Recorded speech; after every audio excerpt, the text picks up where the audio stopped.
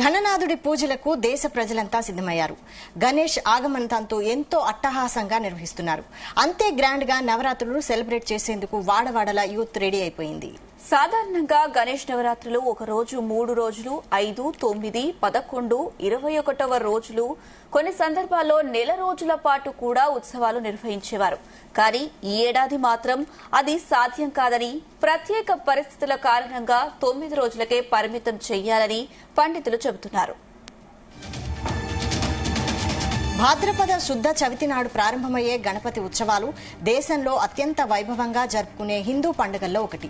చిన్న పెద్ద అందరూ ఒకే విధంగా పాల్గొని కుడుములు, ఉండ్రాళ్లు, ఇష్టమైన వ్రతాలతో గణనాథుడిని సత్కరిస్తారు. తమ కోరికలు తీర్చమని, అజ్ఞానం నుంచి తొలగించి జ్ఞానాన్ని ప్రసాదించమని ప్రార్థిస్తారు. కొందరు 1 రోజు మాత్రమే పూజలు చేసి నిమజ్జనం చేస్తారు. మరికొందరు 9 రోజులు లేదా 11 రోజులు, 21 రోజులు వరకు భక్తి వైభవాలతో వినాయకుడిని పూజిస్తుంటారు. ముఖ్యంగా నవరాత్రులు 9 రాత్రులు 10 పగళ్లు సాగుతాయి. 10వ రోజు సాయంత్రం గంగమ్మ ఒడిలో విగ్రహాన్ని నిమజ్జనం చేస్తారు. అయితే ఈసారి పరిస్థితి భిన్నంగా ఉంది. ఈ ఏడాది గణపతి ఉత్సవాలు 9 రోజులు మాత్రమే జరగాలని వేద పండితులు సూచిస్తున్నారు. కారణం సెప్టెంబర్ 7న జరగబోయే సంపూర్ణ చంద్రగ్రహణం. పండితుల ప్రకారం గ్రహణం కంటే ముందే వినాయకుని పూజలు పూర్తి చేసి నిమజ్జనం చేయాలి. గ్రహణం ప్రభావం ఉండే సమయంలో ఉత్సవాలు కొనసాగించడం శాస్త్ర విరుద్ధం.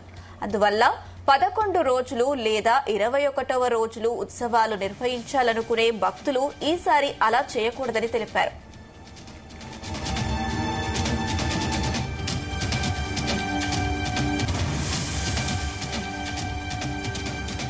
చంద్రగ్రహణం కారణంగా వినాయక నవరాత్రులు తప్ప 11 రోజులు, 21 రోజులు నిర్వహించడం శాస్త్రానికి విరుద్ధమని చెబుతున్నారు. కొంతమంది భక్తులు 11 రోజులు పూజలు చేసి తర్వాత నిమజ్జనం చేద్దామనుకుంటున్నారని, అయితే అది అనుచితమని, ఈసారి వినాయకుడు 9 రోజులే కొలువు తీరాలి అని సూచిస్తున్నారు.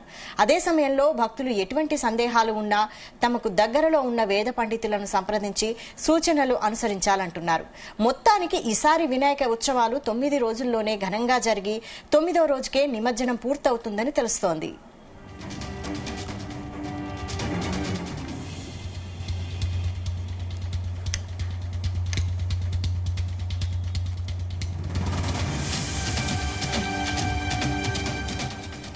ఈ విషయమై మరిన్ని updates chief news coordinator Radhakrishna అందిస్తారు. రాధాకృష్ణ. Good afternoon Vaishali. వినాయక చవితి పండుగ అంటేనే మొత్తం కోలాహలం, ఒక సందడి. సో ఎల్లుండి భాద్రపద శుద్ధ చవితి నాడు వినాయక నవరాత్రులు అంటే వినాయక చవితి పండుగ ప్రారంభం కాబోతోంది. సో మొత్తంగా కూడా దేశవ్యాప్తంగా ఒక పండుగ వాతావరణం, అందరూ కోలాహలంగా ఉండి అందరూ గ్యాదర్ అయ్యే పరిస్థితి. సో నవరాత్రులు అత్యంత వైభవంగా కన్నుల పండుగ ఆ విఘ్ననాయకునికి ఆ పూజలు అందిస్తారు. సో ఆదిదేవుడు అందరికీ ప్రథమంగా పూజలు అందుకునేవాడు. సో ప్రప్రథమంగా పూజలు అందుకునేటువంటి విఘ్ననాయకుడు గణపతికి భాద్రపద శుద్ధ చవితి నుంచి అతని వినాయక చవితి పండుగ వస్తుంది. సో అప్పటి నుంచి కూడా నవరాత్రులు ప్రతిరోజు కూడా అత్యంత భక్తి శ్రద్ధలతో అతని వినాయకుడిని పూజిస్తారు, భక్తి శ్రద్ధలతో పూజలు అందిస్తారు. సో వినాయకునికి అత్యంత ప్రీతికరమైనటువంటి నైవేద్యం కూడా ఇస్తూ ఉంటారు. సో కుడుములు, ఉండ్రాలు, ఇష్టమైన పత్రాలతో గణనాథుని నిత్యం ఆ 9 రోజులు అత్యంత భక్తి శ్రద్ధలతో పూజలు అందిస్తుంటారు. సో ఇదొక రకం. అయితే ఇప్పుడు నవరాత్రులు అయిపోయిన తర్వాత అతని నిమజ్జనానికి సంబంధించి కూడా నవరాత్రులు ఎంత నిష్ఠగా పూజ చేస్తారో నిమజ్జనం రోజు కూడా అంతే హడావిడిగా వేల సంఖ్యలో, లక్షల సంఖ్యలో దేశవ్యాప్తంగా భక్తులు ఆనందాల నడుమ డప్పు వాయిద్యాల మధ్య, కోలాహలం మధ్య, భక్తుల సందడి మధ్య వినాయకుడి నిమజ్జనానికి కూడా తరలి వెళ్తా ఉంటాడు. సో ఇది ఆనవాయితీగా వస్తా ఉంది. సో ఇప్పుడు ఇన్ని రోజులు లేనిది నవరాత్రుల సమస్య సంబంధించి ఇప్పుడు ఒక కొత్త సమస్య వచ్చి పడుతుందా అని చెప్పేసి చర్చ జరుగుతా ఉంది. సో గతంలో ఎప్పుడు ఇలాంటి పరిస్థితి రాలేదు. కానీ ఈసారి అనూహ్యంగా ఒక సమస్య ఇప్పుడు నవరాత్రులకు అడ్డంకిగా మారబోతుందా అని చెప్పేసి ఒక చర్చ జరుగుతా ఉంది.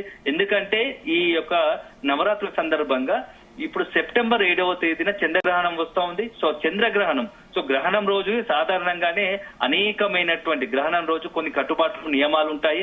ఎందుకంటే మొత్తం దేశవ్యాప్తంగా అన్ని ప్రముఖ ఆలయాలు మూసివేసి పడతాయి. అదే సందర్భంలో మొత్తంగా కూడా కొన్ని పవిత్ర కార్యాలయాలు అప్పుడు ఆ సమయంలో గ్రహణ సమయంలో చేయకూడదు. కొన్ని నిబంధనలు, నియమ నిబంధనలు ఉంటాయి.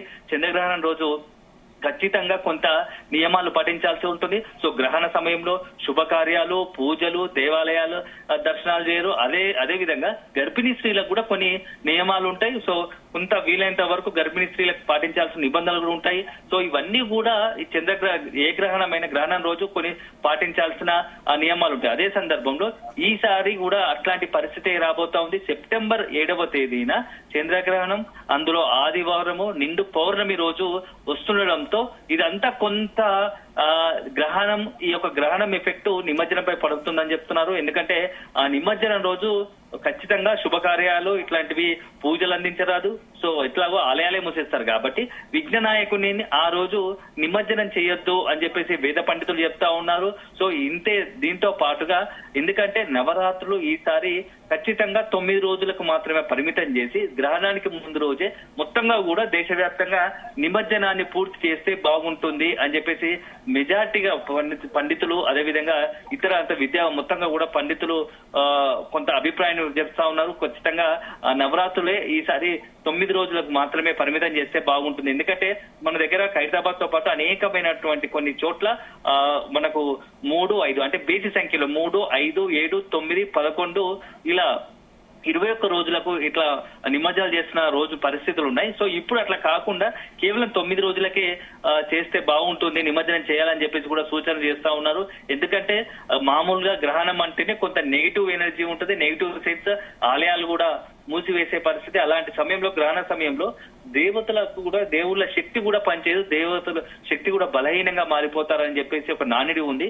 సో ఇలాంటి సందర్భంలో విఘ్నరాజు వినాయకునికి సంబంధించి నిమజ్జనం ఖచ్చితంగా చేయరాదు, చేస్తే ఇబ్బందికర పరిస్థితులు వస్తాయి.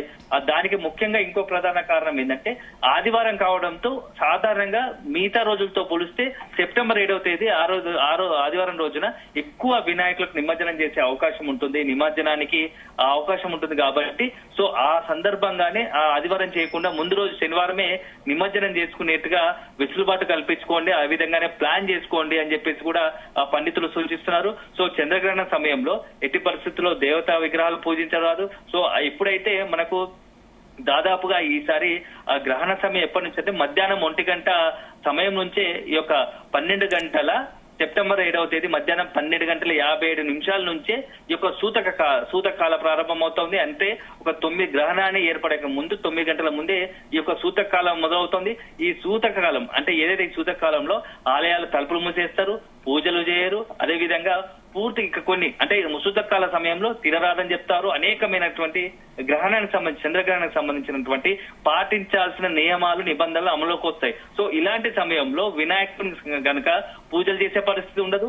ఎందుకంటే ఆ రోజు మధ్యాహ్నం మన నవరాత్రులు ఖచ్చితంగా ప్రతిరోజు విఘ్ననాయకునికి పూజలు అందించాల్సి ఉంటుంది. సో అలా చేస్తే గనక గ్రహణం సమయంలో ఒక రోజు పూజలు జరపకుండా ఆ వినాయకుని మంటపంలో ఉంచడం సరికాదు అనేది కొత్త వీళ్ళు తెరపైకి తీసుకొస్తున్నారు. ఎందుకంటే అంత భక్తి శ్రద్ధలతో కొలిచే వినాయకుడిని, విఘ్నరాజును మధ్యాహ్నం అంటే ఏదైతే ఆదివారం మధ్యాహ్నం నుంచే ఈ సూతకాలం ప్రారంభమవుతుంది. కాబట్టి మరుసటి రోజు అంటే సోమవారం ఉదయం ఎర్లీ మార్నింగ్ 2 గంటల సంబంధించి 2 గంటల వరకు కూడా ఈ యొక్క సెప్టెంబర్ 8 2 గంటల మధ్యరాత్రి 2 గంటల వరకు కూడా ఈ యొక్క చంద్రగ్రహణం సంబంధించి గ్రహణం ఉండబోతుంది. అంత సమయం వరకు వినాయకుడికి పూజలు అందించలేని పరిస్థితి ఉంటది. కాబట్టి ఖచ్చితంగా ఇది మంచిది కాదు, అలా చేస్తే ఇబ్బందికర పరిస్థితులు ఏర్పడతాయి దేశవ్యాప్తంగా అని చెప్పేసి కూడా ఒక చర్చ జరుగుతోంది. ఎందుకంటే ఖచ్చితంగా మంటపంలో వినాయకుడిని పెట్టినప్పుడు ఖచ్చితంగా అతను పూజలు అందించాల్సి ఉంటుంది. సో అదే సందర్భంలో ఇప్పుడు గ్రహణం వస్తుంది కాబట్టి ఆదివారం మధ్యాహ్నం 1 గంట నుంచి మొదలు పెడితే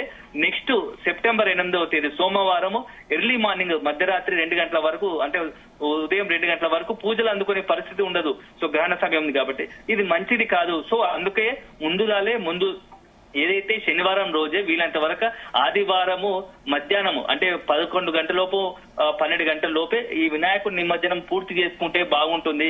లేకుంటే లేనిపోని ఇబ్బందికర పరిస్థితులు వస్తాయి. సో మనం ఎందుకంటే అల్టిమేట్ గా దేవుడిని మించిన శక్తి ఉండదు. అలాంటి దేవుడికి మనం ఖచ్చితంగా నియమ నిబంధనలతో ఖచ్చితంగా కొంత నియమాలు పాటిస్తూ భక్తి శ్రద్ధతో పూజలు అందించాలి. అలాంటి దేవుడికి మన ఇష్టానుసారంగా మన వీలును బట్టి గనక సొంత పోకర్లకు వెళ్తే అది లేనిపోని అరిష్టాలకు తావిస్తుంది కనుక అలాంటి ప్రమాదాలు ఏర్పడే అవకాశం ఉంటుంది. అనవసరంగా అట్లాంటి ఇలాంటి ప్రయోగాలు చేయకూడదని చెప్పేసి మెజారిటీ పండితులు సూచిస్తున్నారు. సో ఎందుకంటే వన్స్ ఒకసారి గ్రహణం తర్వాత కూడా వినాయకుని మండపంలో పూజించడం కూడా సరికాదు అనేది ఒక భావన ఉంది. కాబట్టి ఇవన్నీ ఆలోచించి ఈసారి గనక వినాయకుడి నిమజ్జనం పైన కొంత పూర్తిగా విశ్లేషించి నిమజ్జనం ఏ రోజు చేయాలనే దానిపైన శ్రద్ధ పెట్టాలని చెప్పేసి మరీ పండితులు చెప్తా ఉన్నారు. ఎందుకంటే ఎవరు ఊహించినట్టుగా గతంలో శాస్త్రంలో ఎప్పుడు లేనట్టుగా ఈసారి తొలిసారి ఇలా చంద్రగ్రహణము, అందులో పూర్తి స్థాయిగా ఆదివారము పౌర్ణమి, సో అత్యంత శక్తివంతమైనటువంటి గ్రహణం ఏర్పడబోతా ఉంది. సో ఇలాంటి గ్రహణ సమయంలో పూజలు అందుకోడు కాబట్టి విఘ్ననాయకుడు కూడా సో ఆ రోజు మొత్తంగా డే మొత్తం కూడా పూజల పరిస్థితి ఉంటది. కాబట్టి చాలా ఆచి తూచి జాగ్రత్తగా నిమజ్జనం విషయంలో కొన్ని నిర్ణయాలు తీసుకోవాల్సి ఉంటుందని చెప్పేసి కూడా పండితులు సూచిస్తున్నారు. సో మొత్తానికైతే ఈసారి చంద్రగ్రహణం వినాయక నిమజ్జనానికి కొంత ప్రభావం చూపే అవకాశం ఉంది. సో ఈ నేపథ్యంలో మరి ఏం చేస్తారు మనం, ఎందుకంటే అందరూ చాలా ఆసక్తికరంగా గమనించేది ఏంటంటే ఖైరతాబాద్ వినాయకుడు, ఖైరతాబాద్ గణేశునికి సంబంధించి నిమజ్జనం ఎప్పుడు చేస్తారు. సో మరి వాళ్ళు ఖైరతాబాద్ గణేశంతో పాటుగా ఇతరత్ర రాష్ట్రంలో హైదరాబాద్ నగరంతో పాటు రాష్ట్ర వ్యాప్తంగా తెలుగు రాష్ట్రాల్లో పెద్ద ఎత్తున అనేకమైనటువంటి విగ్రహాలు ఉంటాయి. సో వినాయక విగ్రహాలు పెడతా ఉంటారు. వాటికి సంబంధించి నిమజ్జనం పైన ఎలాంటి నిర్ణయాలు తీసుకుంటారో మరి వాళ్ళు ఏం చేయబోతున్నారు అనేది మాత్రం ఇప్పుడు ఆసక్తికరంగా మారింది. ఎందుకంటే ఇప్పుడు ఖచ్చితంగా నిమజ్జనంపై ఒక దిశానిర్దేశం చేయాల్సిన సమయం ఆసనమైంది. దీనిపైన పండితులకు సంబంధించి కూడా పూర్తి స్థాయిలో అందరి యొక్క పండితుల నుంచి అభిప్రాయాలు తీసుకొని ఆ తర్వాత నిమజ్జనానికి సిద్ధపడాల్సి ఉంటుందని చెప్పేసి కూడా కొంత అలర్ట్ చేస్తున్నారని చెప్పవచ్చు Vaishali. Okay, thank you Radhakrishna.